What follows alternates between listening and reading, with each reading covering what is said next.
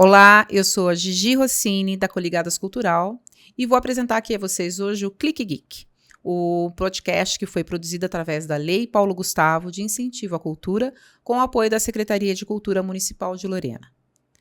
O podcast está dividido em 3 episódios, temas como fotografia, cultura pop, arquitetura, patrimônio e universo dos HQs, que traz cada vez mais forte a apresentação das minorias.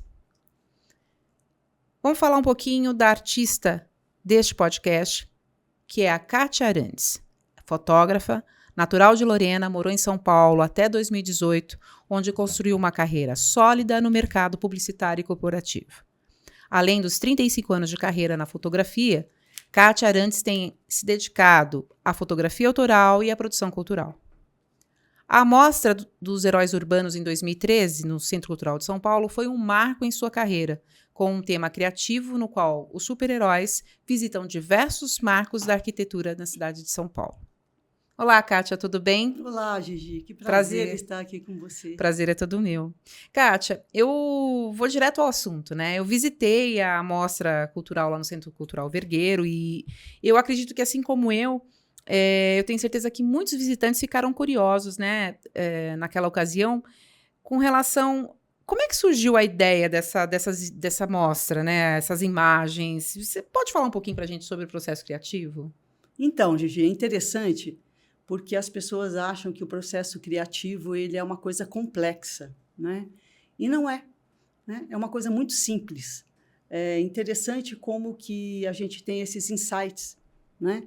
Era um domingo normal, eu estava passeando pela Paulista, que eu fazia umas caminhadas, às vezes, lá de final de semana, que eu adoro ali fazer aquele circuito dos museus que tem ali. E era, assim, uma tarde de inverno. Eu lembro que era fim de tarde e eu acho linda a luz de inverno, né? E eu estava vendo aquela luz naquela arquitetura, aquela coisa toda, porque eu gosto muito de arquitetura. Na verdade, eu era para ter sido arquiteta. E, na verdade, todo arquiteto tem um pouco de fotógrafo, todo fotógrafo tem um pouco de arquiteto, todo mundo sabe disso. Então, a arquitetura é uma coisa que sempre me chamou muita atenção, né? Então, eu estava passeando e tal, não sei, não me pergunte. Porque de repente, eu achei que a imagem de um Homem-Aranha escalando um prédio ali. Falei, nossa, gozado, né? Pensei assim... Nunca vi um super-herói na cidade de São Paulo. A gente está acostumado a ver super-herói da ficção, em outros pontos, né? Falei, nossa, como seria ter heróis em pontos da cidade de São Paulo? E aí eu já fui imaginando, né? Tipo, o Superman na frente da Fiesp, a Mulher Maravilha em frente ao MASP. Aí já viajei, já fui descendo, peguei um Uber, já fui descendo ali até a Rua da Consolação, já imaginei o Hulk pulando ali o Copan. E eu falei, poxa vida, eu sempre achei interessante essa relação do super-herói com a cidade, né? E a gente tem isso, por exemplo, o Batman tem uma relação forte com Gotham City, Superman tem uma relação forte com Metrópolis. Então, eu falei, por que não colocar super-heróis na cidade de São Paulo? Né? A gente só está acostumado a ver super-heróis nas cidades de ficção. Por que não a nossa cidade? E foi aí que eu tive a ideia, até aquele momento era só a ideia, né? De falar, vou pensar... Sabe aquela coisa que vai amadurecendo, né? É como se fosse uma sementinha. Então, esse é o início do processo criativo. Que bacana, Kátia. Então, eu estava aqui pensando, né? Lá na Mostra dos Heróis Urbanos, a gente teve acesso ao texto da curadoria e, naquela ocasião, eu achei interessante essa conexão da jornada do herói do mitólogo Campbell, né? E eu gostaria que você falasse um pouquinho disso para a gente, pode ser? Claro, Gigi. Quando eu tive essa ideia dos heróis na cidade de São Paulo, além da imagem dos heróis, eu queria buscar um conceito um pouquinho mais profundo, né? E aí a minha ideia era que as pessoas se identificassem com a questão do heroísmo do cotidiano, que é o herói sem superpoderes, que é aquele herói que acorda cedo, todo dia, pega ônibus, sabe? É aquele filho que cuida da mãe, que de repente tem um problema. São aquelas pequenas ações que todos nós exercemos no dia a dia e que a gente acha que o heroísmo só está lá naqueles personagens da ficção. A gente só reconhece o heroísmo lá no cinema, nos quadrinhos, sendo que nós exercemos o heroísmo sem grandes superpoderes. Nossos poderes, eles são outros, mas também são poderes. Então, essa relação do personagem no cenário urbano, onde a pessoa passa todo dia de ônibus, onde ela passa todo dia de metrô, enfim, essa identificação é o que mais me chamava a atenção no projeto. E foi em cima desse conceito que eu fui desenvolvendo o projeto. Bacana. Até aqui agora a gente falou sobre o processo criativo, mas não falamos ainda de como foi que você deixou aqueles bonecos tão bem ambientados ali, né? Dentro dos cenários urbanos. Como é que você conseguiu aquilo? Que façanha, que mágica que você fez? Não foi mágica, não. Foi muito suor e trabalho, viu? Porque o que acontece? Eu fiz uma pesquisa extensa de locações, de cenários urbanos na cidade de São Paulo, que, enfim, nós temos uma cidade muito interessante, né, em relação à arquitetura, patrimônio. E a minha ideia era que o personagem ele encaixasse perfeitamente naquela locação, em vários sentidos. Na questão... porque todo bonequinho, todo action figure, ele tem a roupa, né? Então, tem cores. Então, eu pensei nas cores. As cores não podiam destoar muito, né? Eu não queria que a arquitetura roubasse do personagem, nem que o boneco, né, roubasse da arquitetura. Eu queria que meio que ocorresse ali uma simbiose entre eles, né, que fosse o mais natural possível.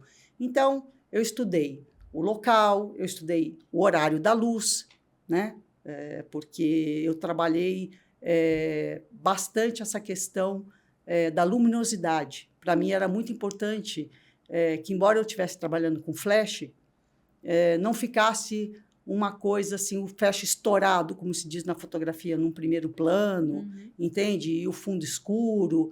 Então, assim, realmente, para ele encaixar naquele cenário, eu tive um trabalho grande de pesquisa, de cores e de luz. Eu imagino que, para você chegar nesse resultado, você tenha levado vários dias aí. Não foi acerto de primeira, né? Não. Bom, o processo todo, o processo todo ele demorou 2 anos, né, para eu poder produzir as fotos da primeira mostra, né? E eu fotografava muito de final de semana, onde eu não tinha muita interferência de pessoas passando na arquitetura, porque aquilo ia me atrapalhar, né? Porque, enfim, era um campo amplo que eu tinha que pegar, né? Bom, Kátia, então me fala uma coisa. De todos esses personagens que você tratou, que você trabalhou, né? Me conta qual foi aquele que você percebeu assim que te trouxe um resultado mais significante em relação à parte técnica, né? Que foi uma surpresa para você, assim. Tem algum que você identificou assim? Eu sei que todos são as meninas dos olhos, né? Claro, ficou lindo, mas teve aquele que você falou, não, esse aqui tem história. Conta pra gente. Tá. Como você mesma colocou, realmente eu gosto de todas as imagens, e todas as imagens foram muito assim cuidadosas da minha parte em relação à escolha do cenário, em relação à luz, composição, foi tudo muito assim estudado previamente. Agora, a luz é uma coisa maravilhosa, né? E ela às vezes traz surpresas, e tem momentos que são mágicos. Então, o momento mais mágico assim que eu presenciei quando eu estava fotografando foi quando eu fiz a Mulher Gato, né? A Mulher Gato era uma action figure lindíssima. Ela tinha uma roupa de couro preta, né? E o que já me dava uma certa dificuldade na hora de fotografar, porque refletia o flash na roupa.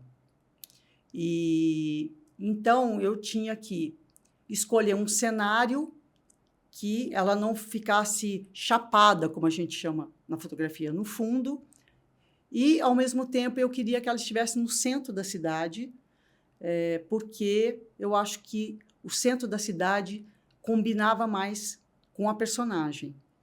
E tinha que ser um clima meio noturno. Não dava para colocar a Mulher Gato numa cena matinal.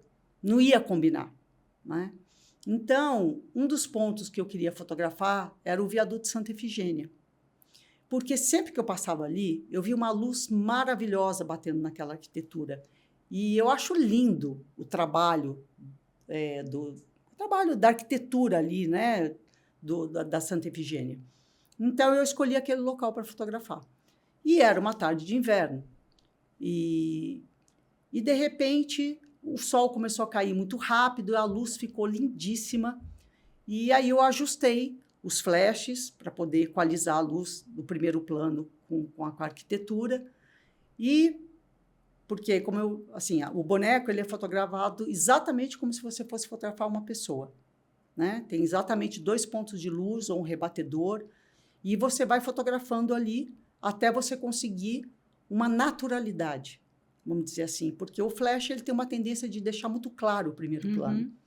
Então, você trabalha ali com uma potência mais baixa, você trabalha ali com rebatedor, e você vai observando a luz do fundo, né? Aí chegou um ponto que a luz do fundo ela estava assim, maravilhosa. Foi assim, mas foi questão de segundos que eu dei o clique. Juro para você, Gi, segundos depois a luz já não era mais a mesma. É impressionante, É incrível, né? Como é aquele momento que a gente chama na fotografia de momento decisivo. Não era nem um segundo depois, nem um segundo antes. Então, a Mulher Maravilha não, desculpa. A Mulher Gato. Mulher Maravilha depois. A Mulher Gato, eu tenho até uma foto da exposição, ficou depois para mim, a que ficou na minha casa é a Mulher Gato. É a minha preferida.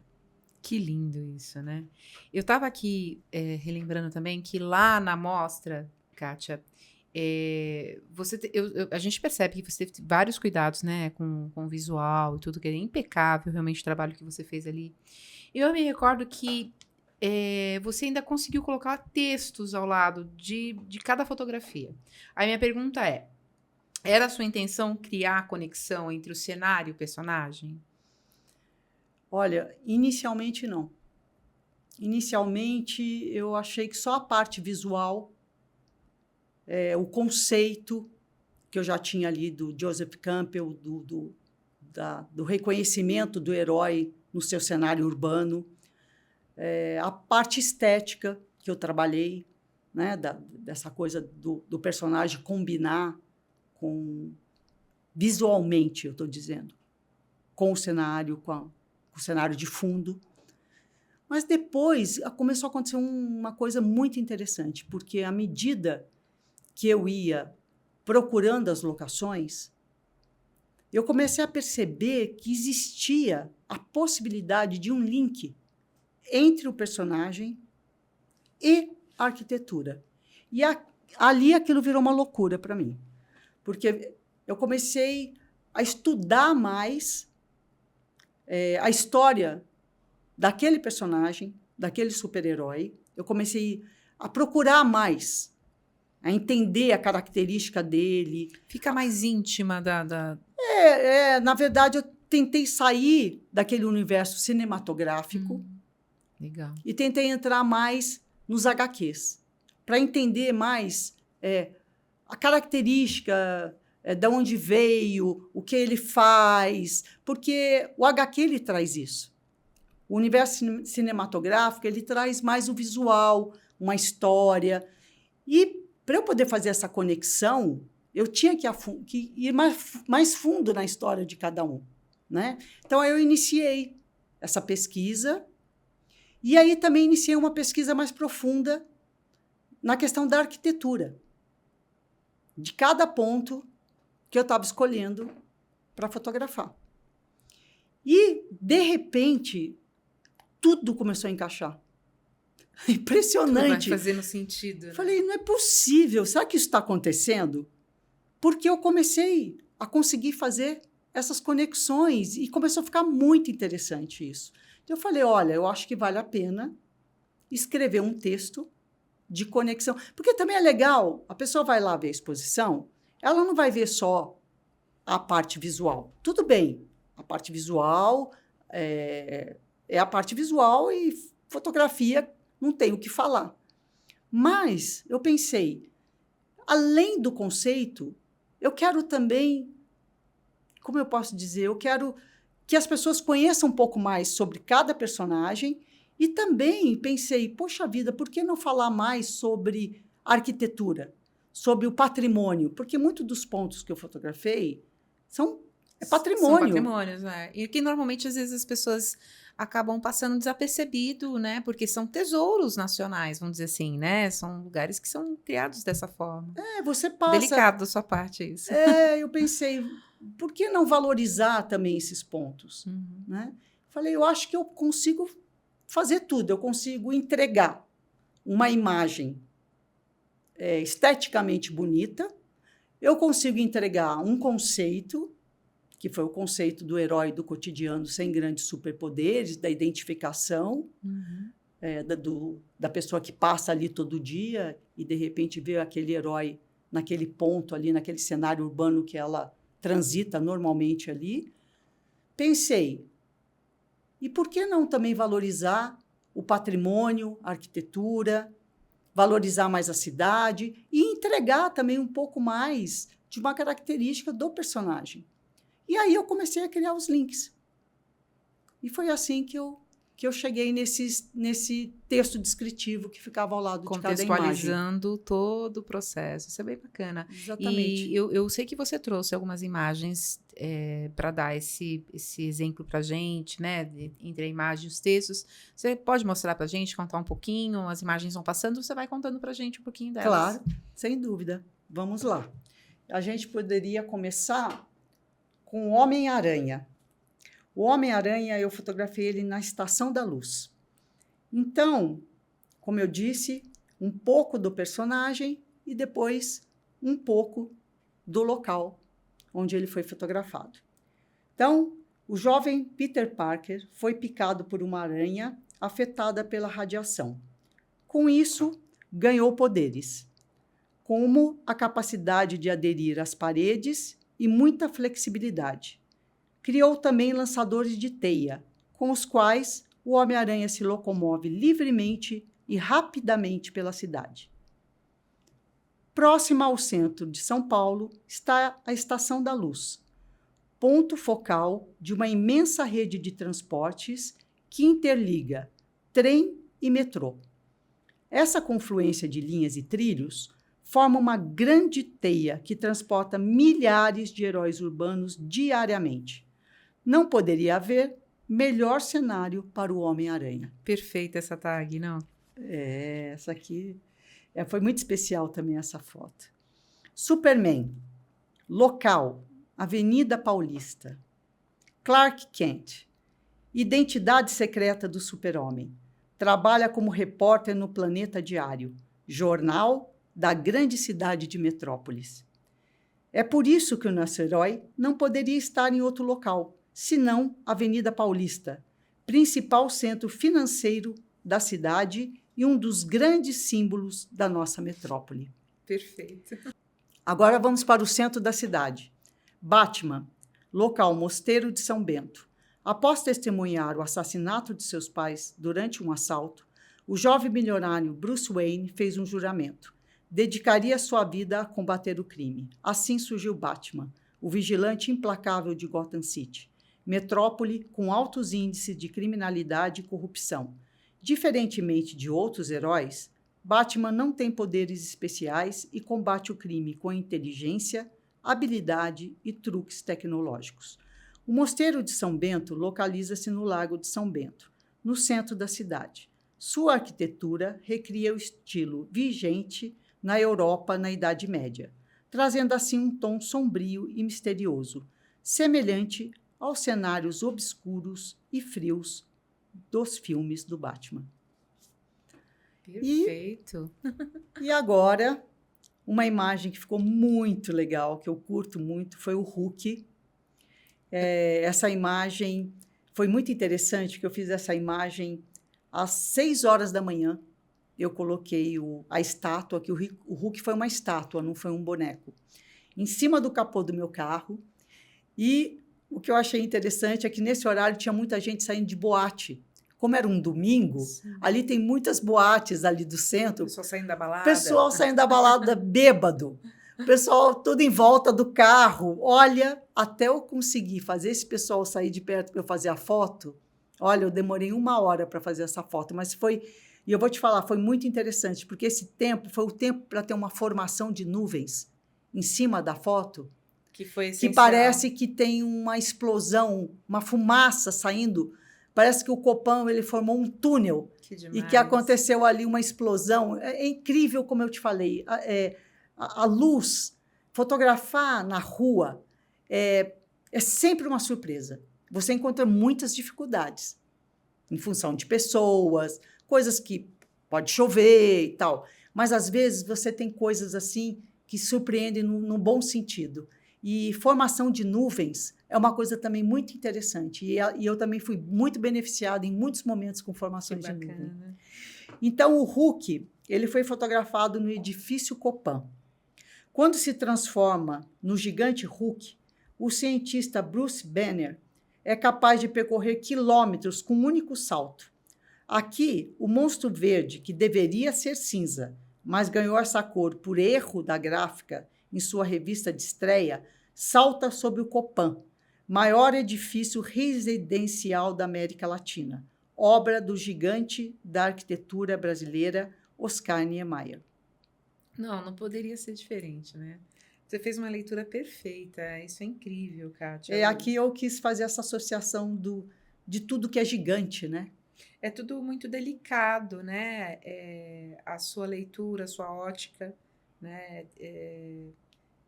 Assim, é um prazer estar aqui falando disso com você, porque realmente a gente vai ficando impressionado com tudo isso. E eu estava aqui pensando uma coisa que é com relação ao tamanho dos bonecos, né?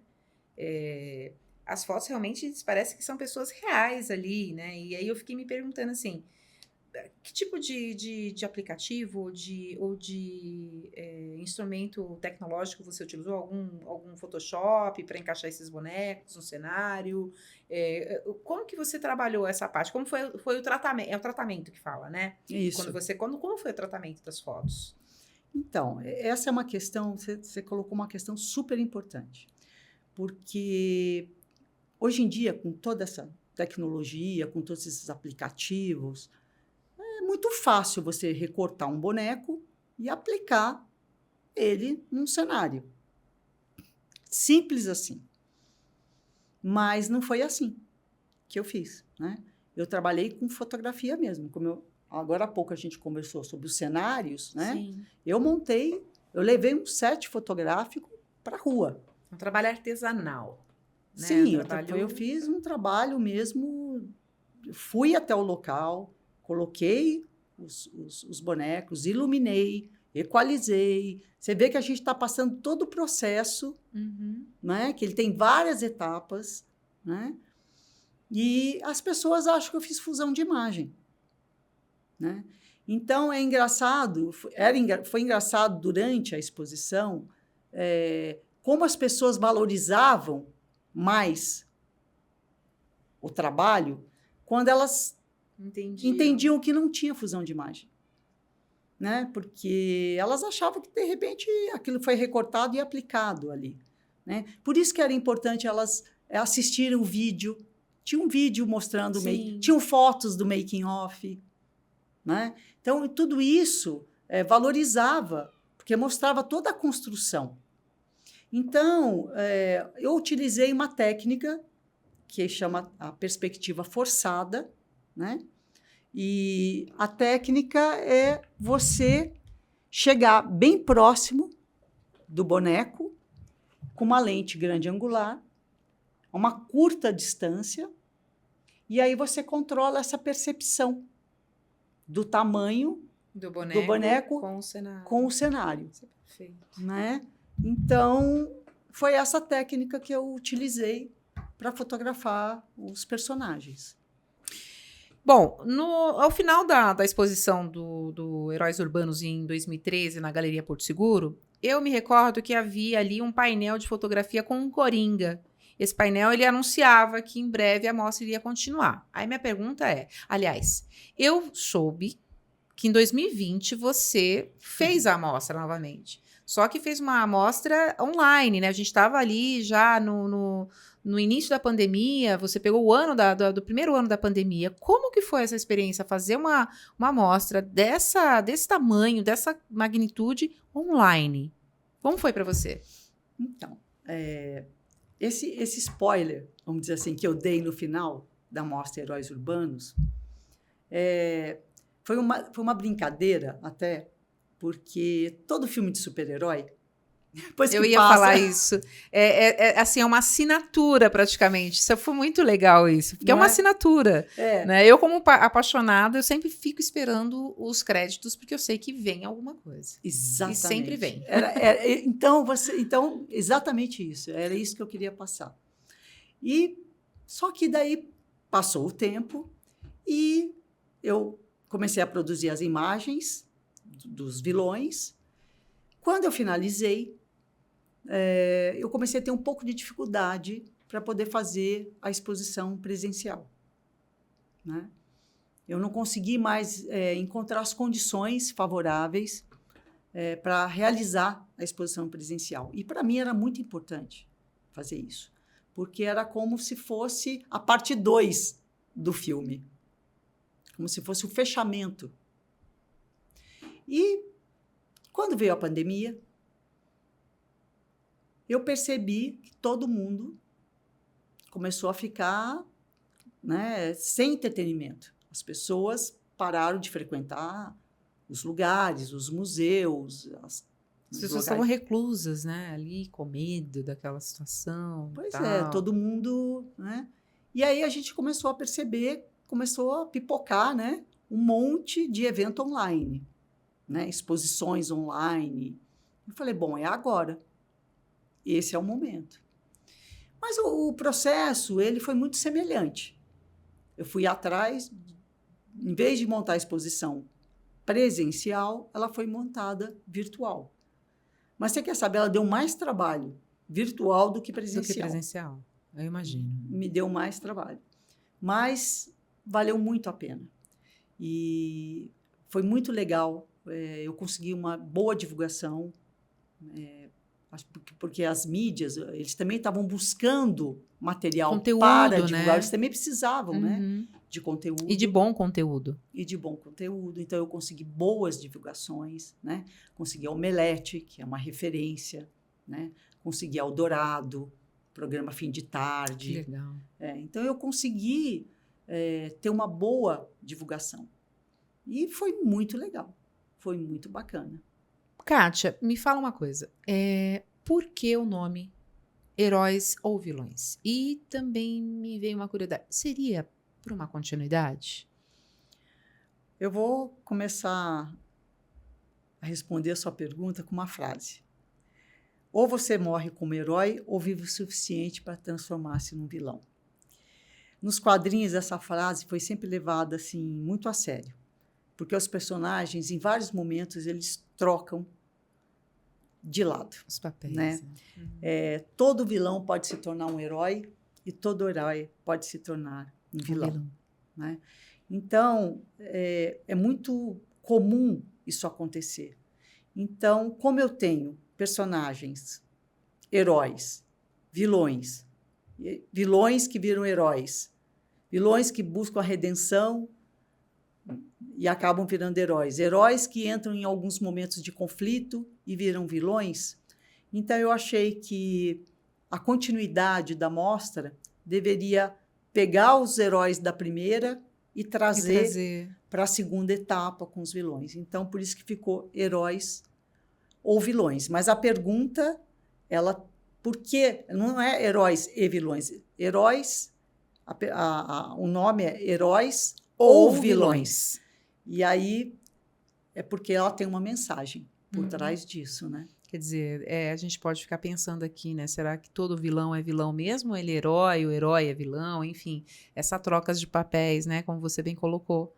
E eu não consigo não pensar também nessa analogia de ligação com cenário, com quem está entre o cenário, né? Eu consigo me ver dentro da sua exposição, consigo me enxergar nesses personagens, nessa história que você costurou aí, muito bem costurada, né?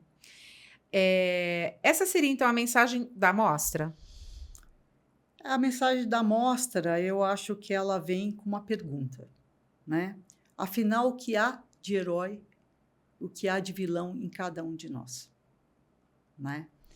Então, eu acho que isso é uma reflexão, porque dentro do próprio universo dos quadrinhos, nós tivemos vários vilões que atuaram de uma maneira, vamos dizer assim, não politicamente correta, né?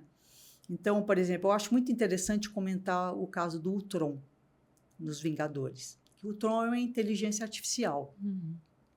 E o Ultron, ele foi programado para defender a humanidade.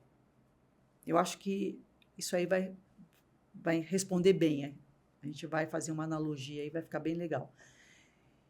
E teve um certo momento que o Ultron começa a atacar a humanidade. E os Vingadores ficaram meio sem entender o que estava acontecendo e, obviamente, os Vingadores, eles têm que defender a humanidade. Então, em algum momento, começou a ocorrer o combate entre o Ultron e os Vingadores. E o Ultron, por que ele começou a combater a humanidade? Porque a humanidade está destruindo o planeta. E ele entendeu isso, né? Ele entendeu isso. É forte essa mensagem. Não é?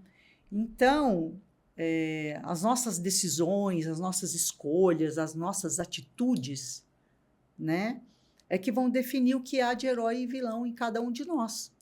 Porque está nas nossas mãos resolver todas essas questões que estão piorando a questão climática, né? Então, eu acho que esse é um momento de reflexão para todos nós. Eu acho que a gente deve fazer essa pergunta. O que há de herói e vilão em cada um de nós? Nós estamos sendo heróis? Nós estamos sendo vilões? Então, essa é a reflexão que eu gostaria de colocar para as pessoas. Kátia, além de São Paulo, teve algum outro estado ou cidade que você tenha levado uma mostra semelhante? Então, Gi, olha, você sabe que essa mostra, ela quase aconteceu em Belo Horizonte, mas por uma questão de logística, ela acabou não acontecendo. Mas Belo Horizonte era a segunda cidade que eu iria fotografar esses personagens na arquitetura. Depois de Belo Horizonte, que acabou não acontecendo, mas eu espero ainda fazer esse projeto em Belo Horizonte, porque eu acho a arquitetura deles muito legal, muito rica. Aliás, o Brasil inteiro é rico em arquitetura, né? É fantástico isso. Mas no interior eu realizei 2 projetos pilotos, tá? Um em Guaratinguetá, que eu levei o personagem do De Volta para o Futuro, McFly. Ah, o garoto. O famoso, a trilogia, Sim, né? muito bom, muito bom. E o boneco era perfeito, e eu encontrei assim locais perfeitos para fotografar ele. E foi um projeto da Secretaria da Cultura em conjunto com a Secretaria da Educação, foi muito bacana. E em Lorena, também com a Secretaria da Educação, porque existe essa relação da educação usando os conceitos do herói, o herói que não depreda, o herói que respeita, então que protege, também é ligado, tem essa ligação também, né? E em Lorena eu realizei um projeto chamado Heróis do Patrimônio, só que eu só fotografei um local, foi um piloto. Eu levei o conceito do herói, da exposição Heróis Urbanas, e fiz uma foto de presente para a cidade, né? E escolhi um local e fiz uma foto e aí consegui inserir nesse projeto. Então, até o momento, foi isso que eu consegui realizar no interior. Que bacana. E, Kátia, qual foi esse local? Conta pra gente aí.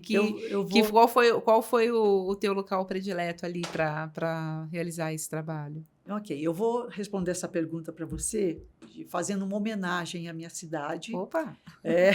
Que delícia! Porque ela é uma cidade que tem realmente também muitas igrejas, santuários. É uma cidade muito rica em patrimônio.